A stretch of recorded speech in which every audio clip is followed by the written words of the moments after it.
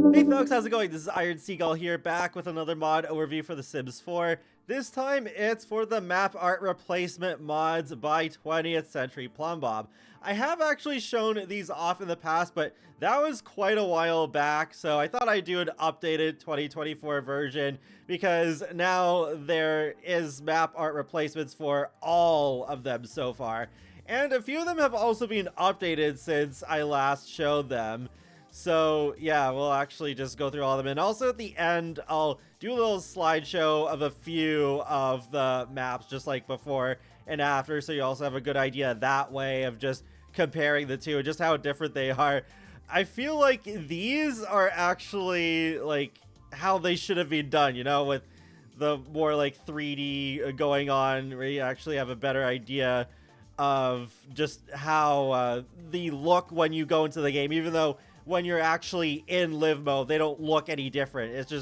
It's literally just the map art that's replaced with these mods. So you don't have to update these very often at all, actually. These are usually some of the first mods that I put back in, and they're just so beautiful. Like, they almost make me feel beautiful just looking at them. Like, anyways, I'll just have my face cam off while we're looking at all these different maps so you can see them all in their full glory.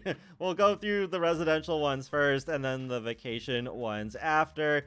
So yeah, Willow Creek, I really like especially how we have the just connecting waterways here. I was wondering how 20thCenturyPlumbob would pull this off, but it's like, oh yeah, the Magnolia Blossom Park, the end of it, just connecting down here at the river and then going into Pendulum View there. So yeah, this is a really pretty map. Let's move on to Oasis Springs. Whoops, there we go. So yeah, you can really see the differences between the neighborhoods here. We have like the sandier areas as well as like the grassier ones. I do wish that this could be improved though, where the palm trees of the playground looks quite warped. Yeah, but other than that, then also I guess this is a little empty, but then again, I guess there isn't much actually going on here. I guess it could be nice if the train was pictured there as well. It's still big improvement over the original, but I think the most obvious example here is actually the next one, Newcrest, because like the Maxis one just really misrepresents what it looks like in game, but here you can really have this sort of like connection with all the roads between all three neighborhoods connecting like that. So that's quite neat. And then yeah, I have like the fountain over here.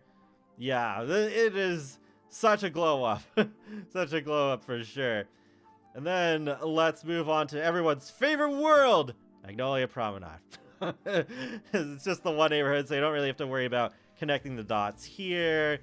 But yeah, that's nice, the streetcar there, but otherwise not really much to say about this one. So let's move on to Windenburg from Get Together. It's like the opposite because it's such a massive world compared to what we usually get. So this is one of the ones that was updated more recently. I especially love sort of like the background here with the out of focus mountains. That's really pretty.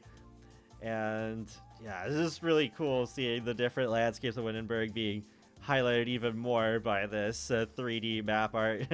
You even got Nessie over here. Well, I keep calling it Nessie because I just keep thinking of Sims 1, but this is supposed to be Emily actually. Yeah. Then let's go to Samashuno.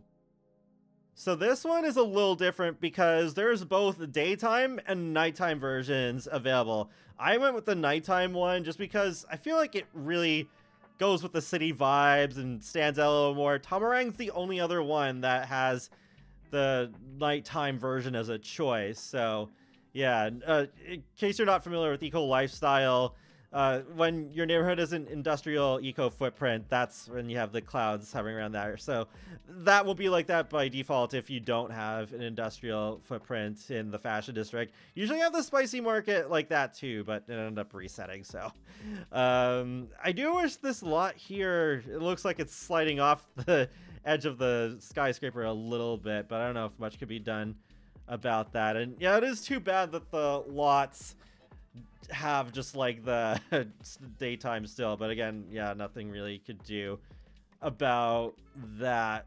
But yeah, I just still love how this looks at night. And then we have Forgotten Hollow, vampires. I love how you can really see that the rows of the paths is sort of like a coffin design to it, because haha, vampires, coffins, you sleep and woohoo in them. But yeah, definitely nice. Not really too much else to say about this one. So Brindleton Bay, my favorite world. This is another one that was updated recently. So I remember 20th Century Plumbob's first version had the docks especially looking kind of warped and angled, but this looks a lot better now for sure. And you have the marina over here, Dead Grass Isle, and then the highway just going. Yeah, it's cool. It just like connects from the country road here, and you can kind of imagine it goes like whoop, connects there, it goes to the highway. It's kind of similar with this road too. It just kind of goes from there, and then whoop, Cavalier Cove. Yeah, very nicely done. Even got the covered bridge in the background. So then let's go to Del Sol Valley, another one that was updated recently. I think one of the biggest differences is the highways and the cars on them. Yeah, it looks more alive. There's the Santa Monica neighborhood I wish we had, but we don't. But yeah, I remember the hills here especially looked really kind of like overexposed, but now it looks a lot better here with the pinnacles. And yeah, by the way, this is all like just in my normal save where I've placed lots from the gallery, and there's a couple that I've built myself, so that doesn't have anything to do with these map art mods. So Strangerville, this one has a couple of different versions, because I have the normal one because I've completed the story, but then there's the one that's like how the town looks when you're in the last phase of the story, where you have like the big cloud looming over the military base and all that. So you could go with that if you want to as well. But yeah, in general it looks pretty nice, though I do wish, like, especially the houses over here, they look quite blurry. Even these ones could look a bit better, but otherwise, yeah, it's not too bad. Yeah, I guess even with the bridge, it looks kind of flat and blurry looking. And then Sulani, very tropical, very bright. It's kind of cool how it's just connected here with all the water, and then you can see across there. It's like, oh, here's Lani Taz, and there's this neighborhood over here. What is it? Oh yeah, Muab Halam. I forgot the name. The volcano here, so that's nice. And then a Glimmerbrook. I'm pretty sure this was the first one that 20th Century Plumbob made, but this one was also updated more recently. So I love the whole sunset. It makes it more unique. Yeah, very nice lighting going on there. See the waterfall with the magic portal. And then next we got Brightchester. Yeah, this one's all right. Though, yeah, I guess it's kind of playing down here, but then again, when you're in game, there's not much to see as well, because this is just kind of where like the background is, and then the playable lots are over here. I do like the city being shown here. It's in the background, but that's like another place I wish we could really go to, but we can't. Nothing to do with the mod, but yeah, I wish Access had allowed us to go there. So then we got Evergreen Harbor.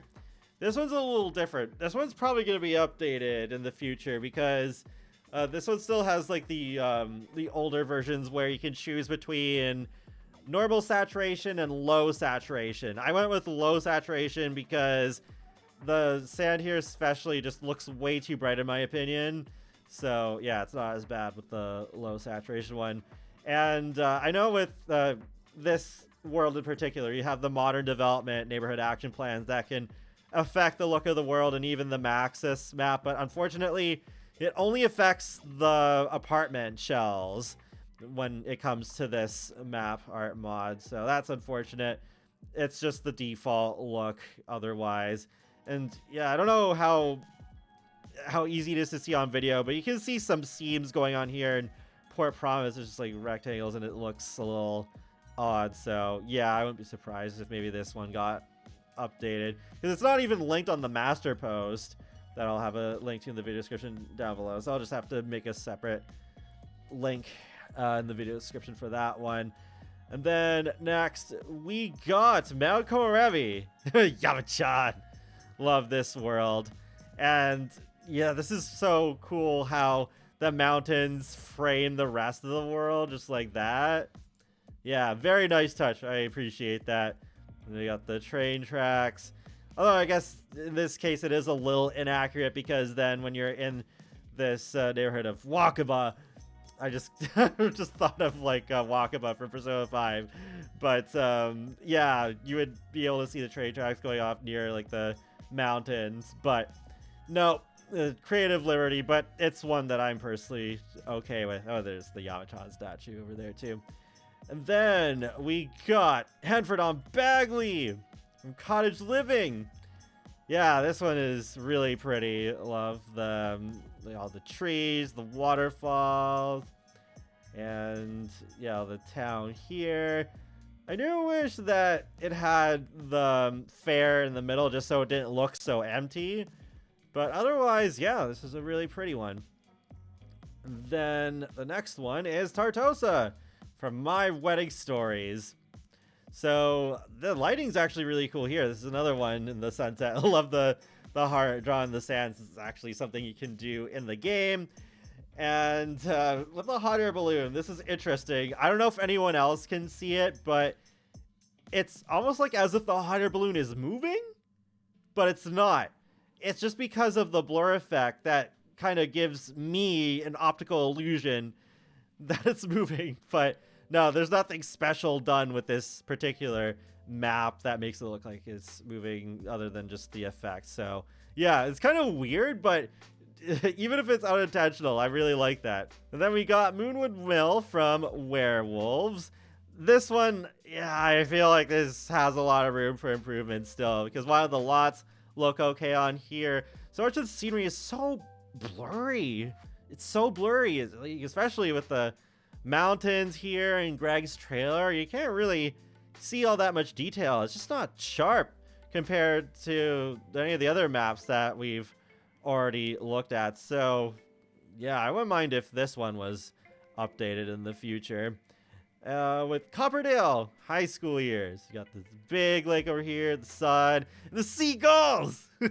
That's really cool. That also helps it stand out a bit more compared to the other maps. So yeah, it's quite pretty. You even have the dock going out to the gazebo over the water near the just the vacation rental lot, the high school back here. Yeah, that's quite nice. And then we got San Sequoia from Growing Together. So this one has two different versions because the one I have now is the red bridge version that uses the mod by Sematically that makes the bridge look red, just so it looks more like the Golden Gate Bridge. But then you do have a version that just looks like the default one without mods. So yeah, if you prefer that, you can go with it. But yeah, this is cool. Love having the river and the bay. You can see the two neighborhoods here across from each other. Gilbert Gardens over here. Yeah, even this kind of cool neighborhood over here that's just scenery, but kind of wish we could live in. And then we got Chestnut Ridge from Horse Ranch. Yeah, this one is really pretty. I really like this one and how seamless it goes, like with the river going into Galloping Gulch. And it's just funny how in game it's like the bridge is out and it's the only way really in or out, unless maybe you use the river, I guess. But yeah, you got the train tracks, clouds. Yeah, very nice, very nice. And then you got the last row here. So Tamarang from For Rent. So I did go with the nighttime version of this. I just felt like with the night market especially, it just made a lot of sense. Actually, I feel like even the lots don't quite stand out as much, even though it's supposed to be daytime view still, like compared to the San Myshuno one. But yeah, although I actually did use the daytime version for a bit because I think only that one was available and then the nighttime one came out later. But yeah, both versions really well done. And then we have Ciudad Enamorada from Lovestruck. Yeah, this one's also really nice. Don't worry about this little glitch over here. That's just part of the lot because I just placed that like penthouse, and then for some reason it just looks like that when I have that penthouse placed down. So by default it's not like that, but I just really love that penthouse, so I kept it there. But yeah, I just love the city vibes going on with Ciudad Enamorada. I think it all connects fairly well with the roads. Though I guess this part is a little empty. It doesn't have the little community garden where you can find some collectibles in. But otherwise, I think this one is pretty good. And then the last of the residential worlds at the time making this video, Ravenwood. The crow. Or the raven, I should say. Well, there's both. But yeah, there we go. I do wish we had the ghost train, but I guess it would be a little obscured by the Ravenwood anyways. But yeah, this one I think really brings out the beauty of this world, having the different neighborhoods. And you have like Morning Vale, which is like veil between just like the living the afterlife is very, very thin. And then you have the more realistic looking parts of the world over here. Crow's Crossing and Whispering Glen. Very pretty. Yeah.